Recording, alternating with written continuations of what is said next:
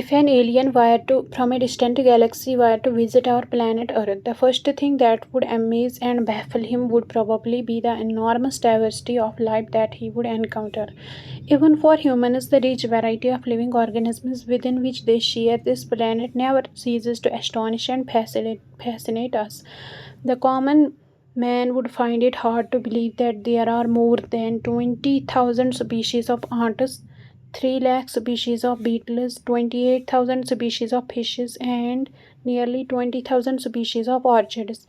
Ecologists and evolutionary biologists have been trying to understand the significance of such diversity by asking important questions. Why are there so many species?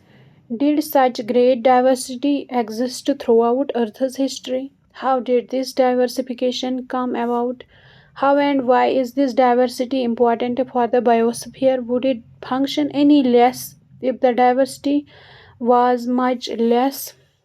How do humans benefit from the diversity of life? Biodiversity.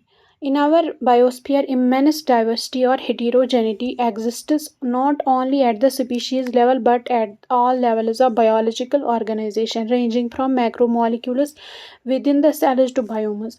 होता क्या है कि हमारे biosphere में immense diversity, बहुत ही ज़्यादा diversity है. Diversity का मतलब हेटेरोजेनिटी, यानी मुख्तलिफ़ किस्म के ऑर्गेनिज़म्स हैं, मुख्तलिफ़ किस्म के मॉलिक्यूल्स हैं जनरली, यानी कि वेरिएशंस बहुत ज़्यादा हैं. आप अपने दोस्त जैसे नहीं दिखते, आप अपने पेरेंट्स से भी नहीं मिलते, कम्प्लीटली नहीं मिलते.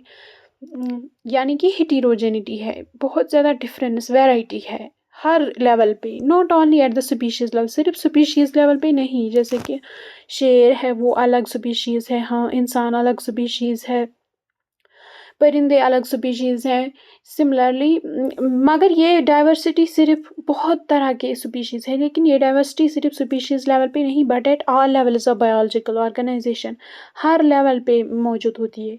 Ranging from macromolecules within the cells to biomes, यहाँ तक कि सेल्स में जो मैक्रोमोलिक्यूल्स हैं उनमें भी वैरायटी है. प्रोटीन्स अलग है, लिपिड्स अलग हैं और कार्बोहाइड्रेट्स अलग है. Biodiversity is the term popularized by the sociobiologist Edward Wilson to describe the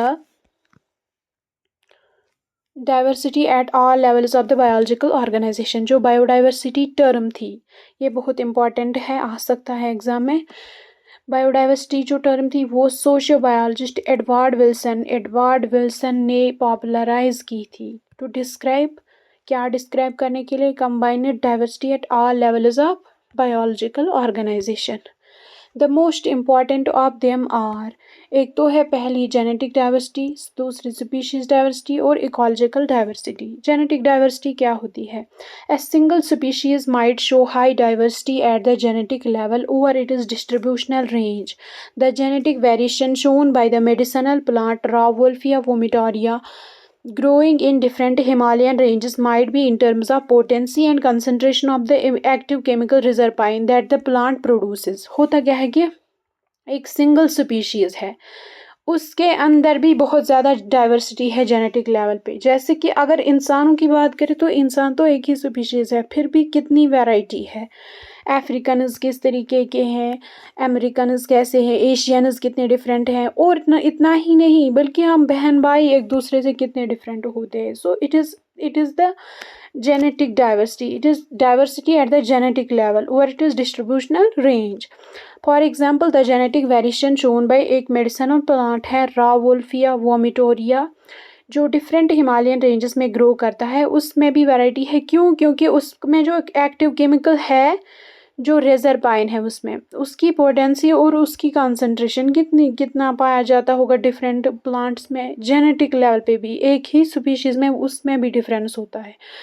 that the plant produces, ये केमिकल बनाता है plant. India has more than 50,000 genetically different strains of rice and 1,000 varieties of mango. Again, rice एक ही species है लेकिन इसकी 50,000 different strains हैं. Just imagine, it is mind blowing. और 1,000 varieties mango की हैं. Species diversity. The diversity at the species level. ये diversity species level पे है, यानी कितनी ज़्यादा किस्म की स्पीशीज़ हैं, कितनी ज़्यादा डिफरेंट स्पीशीज़ हैं। For example the western Ghats जो हैं हैव ए ग्रेटर, उनमें ज़्यादा एम्फीबियन स्पीशीज़ डाइवर्सिटी है दैन ईस्टर्न घाट्स, यानी बहुत ज़्यादा एम्फीबियन किस्म की स्पीशीज़, अलग अलग किस्म की स्पीशीज़ पाई जाती है than the Eastern Ghats. Ecological diversity at the ecosystem level, India forests with its forests, rainforests, deserts, rainforests, mangroves, coral reefs, wetlands, estuaries, and alpine meadows has a greater ecosystem diversity than a Scandinavian country like Norway. India ecosystem level की बात जब हम करते हैं तो हमारा मतलब ये होता है कि कितने मुख्तलिफ वैरायटी के एनवायरमेंट्स इकोसिस्टम्स है हमारे पास। फॉर एग्ज़ाम्पल इंडिया जो है उसमें मुख्तलिफ किस्म के हैबिटेट्स हैं, यस है variety of habitats, variety of ecosystems, deserts है, रेन फॉरेस्ट्स है, मैंग्रोव्स है, coral reefs, wetlands, estuaries and alpine meadows. लिहाजा इसकी इकोलॉजिकल डाइवर्सिटी ज़्यादा है देन नॉर्वे। नॉर्वे में उतना, देन स्कैंडिनेवियन कंट्री जैसे कि नॉर्वे, उसमें उतनी डाइवर्सिटी नहीं है। इट टेक्स कौन सी वाली, ecological. It takes millions of years of evolution to accumulate this rich diversity in nature, but we could lose all that wealth in less than 2 centuries if the present rates of species losses continue. Biodiversity and its conservation are now vital environmental issues of international concern as more and more people around the world begin to realize the critical importance of biodiversity for our survival and well-being on this planet. बहुत millions of years लगे होंगे of evolution के कि इतनी rich diversity nature में accumulate हो गई, but we could, हम ये सारी की सारी all that wealth in less than 2 centuries, 2 सदियों से कम टाइम में हम ये सब कुछ लूज़ कर सकते हैं if the present rates of species losses continue, अगर ये चलता रहा species loss. Biodiversity and its conservation are now vital, ये बहुत अहम एनवायरमेंटल इश्यूज़ हैं इंटरनेशनल कंसर्न के, क्योंकि ज़्यादा से ज़्यादा लोग अराउंड द वर्ल्ड इसकी इम्पॉर्टेंस, ये कितना इम्पॉर्टेंट है, critical importance of biodiversity realise कर रहे हैं हमारे सर्वाइवल और वेलबींग ऑन दिस प्लानट के। How many species are there on the earth and how many in India? Since there are published records of all the species discovered and named, we know how many species in all have been recorded so far. But it is not easy to answer the question of how many species are there on earth. ये तो हम कह सकते हैं कि कितनी species record की गई है, क्योंकि उनका हमारे पास रिकॉर्ड है, लेकिन ये कहना मुश्किल होगा कि टोटल कितनी अर्थ पे स्पीशीज़ है, क्योंकि वो भी डिस्कवर नहीं हुई है। अकॉर्डिंग टू IUCN, बहुत important, international union for conservation of nature and natural resources, international union for conservation of nature and natural resources IUCN 2007, the number of plants and animal species described so far is slightly more than 1.5 million, but have no clear idea of how many species are yet to be described. इनके according तो 1.5 million से ज़्यादा plants और animals discover हो चुके हैं, लेकिन having no idea अभी कितनी डिस्कवर करनी बाकी है। Estimate is very widely and many of them are only educated guesses. For example, many taxonomic groups for many taxonomic groups, species inventories are more complete in temperate than in tropical countries, considering, कहते हैं कि इनमें बहुत सारे estimators लगाए गए हैं कि, लेकिन कई टेक्सोनोमिक ग्रुप्स के लिए स्पीशीज़ इन्वेंटोरीज आर मोर कंप्लीट, यानी कि कुछ टेक्सोनोमिक ग्रुप्स ऐसे हैं जिनमें काफ़ी ज़्यादा डिस्कवरी हो चुकी है स्पीशीज़ की। कहाँ, टेम्परेट में दैन इन ट्रॉपिकल, क्योंकि ट्रॉपिकल में बहुत ही ज़्यादा नंबर ऑफ स्पीशीज़ होते हैं। टेम्परेट में कंप्लीट हो चुका है, नियरली कंप्लीट, काफ़ी हद तक कंप्लीट हो चुका है than in tropicals. Considering that an overwhelmingly large proportion of the species waiting to be discovered are in tropics, अगर हम ये कंसिडर करें कि बहुत ही ज़्यादा नंबर है स्पीशीज़ का जो कि ट्रॉपिक्स में वेट कर रहे हैं डिस्कवर होने के लिए। Biologists make a statistical comparison of the temperate tropical species richness of an exhaustively studied group of insects and extrapolate the ratio to other groups of animals and plants to come with a gross estimate of the total number of species on earth. Biologists क्या करते हैं, ये एक extensively studied group जैसे कि insects होगा जो कि बहुत ही ज़्यादा स्टडी हो चुका होगा, उसका कंपेयर करते हैं कि टेम्परेट ट्रॉपिकल में कितनी स्पीशीज़ हैं, फिर उसी डेटा को एक्सट्रापोलेट करते हैं एनिमल्स और प्लांट्स पे। एक्सटेंड करते हैं उसी डेटा को और उसके हिसाब से एस्टिमेट निकालते हैं total number of species earth पे कितनी होंगी तकरीबन। Some extreme estimates range from 20 to 50 million. कुछ ज़्यादा ही एक्सट्रीम एस्टिमेट्स कहते हैं कि 20 to 50 मिलियन होते हैं, लेकिन मोर कंजर्वेटिव एंड साइंटिफिकली साउंड जो है वो रॉबर्ट मे ने दिया था, वो तकरीबन कहता है कि डाइवर्सिटी 7 मिलियन होगी। Look at some interesting aspects about Earth's biodiversity based on the currently available inventories.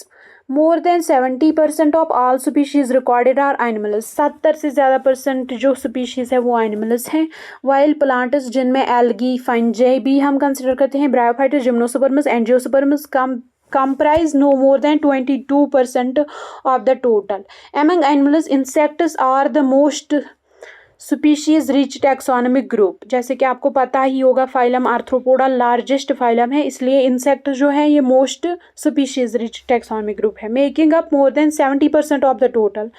ये एनिमल्स के जितने भी है उनमें से 70% से ज़्यादा इंसेक्ट्स ही हैं। That means out of every 10 animals on this planet, पहले हर 10 स्पीशीज जो हैं प्लेनेट पे उनमें out of every 10 animals on this planet, जो भी 10 एनिमल्स प्लेनेट पे होते हैं उनमें 7 इंसेक्ट्स होते हैं। Again how do we explain this enormous diversification of insects? The number of fungi species in the earth is more than combined total species of fishes, amphibians, reptiles and mammals. Biodiversity is depicted showing the number of species of major taxa. यहाँ पे figure important कभी क्या पता आ जाए। Representing global biodiversity proportionate number of different major taxa, plants, invertebrates and vertebrates. ये देख के जाना है। जैसे कि इन्वर्टेब्रेट्स देखो इंसेक्ट्स कितने हिस्से को कवर कर रहे हैं, ये वाला है मोलस्क्स, उसके बाद ये crustaceans and other animals groups. ये है वर्टेब्रेट्स का। वर्टेब्रेट्स में फिशेस यहाँ पे इतनी ज़्यादा हैं। ये है मैमल्स, ये बर्ड्स, यहाँ पे रेप्टाइल्स एंड एम्फिबियंस। उसके बाद प्लांट्स का देखें तो यहाँ तो ये एंजियोस्पर्म्स है, ये फंजाई हैं, mosses, furnace and allies, algae, lichens. It should be noted that these estimates do not give any figures for prokaryotes. ये estimates prokaryotes को include, बैक्टीरिया को include नहीं करते। Biologists are not sure about how many prokaryotes there might be. Biologists को नहीं पता कि कितने prokaryotes होंगे। The problem is that conventional taxonomic methods are not suitable for identifying microbial species, and many species are simply not culturable under laboratory conditions. जो हम conventional taxonomic methods बड़ी species के लिए यूज़ करते हैं, प्लांट्स के लिए, एनिमल्स के, वो मोनिरा यानी कि वो प्रोकैरियोट्स बैक्टीरिया के लिए यूज़ नहीं हो सकते, वो बहुत माइक्रोस्कोपिक हैं वो, और कुछ तो लेबॉर्ट्री के अंदर कल्चरेबल भी नहीं होते। If we accept biochemical or molecular criteria for delineating species for this group, then their diversity alone might run into millions. अगर हम इस बात को कंसिडर करें, अलग अलग स्पीशीज़ की केमिकल अलग हो गई तो अलग स्पीशीज़ हो गई, तो फिर तो उनकी डाइवर्सिटी अकेले ही मिलियंस में चली जाएगी।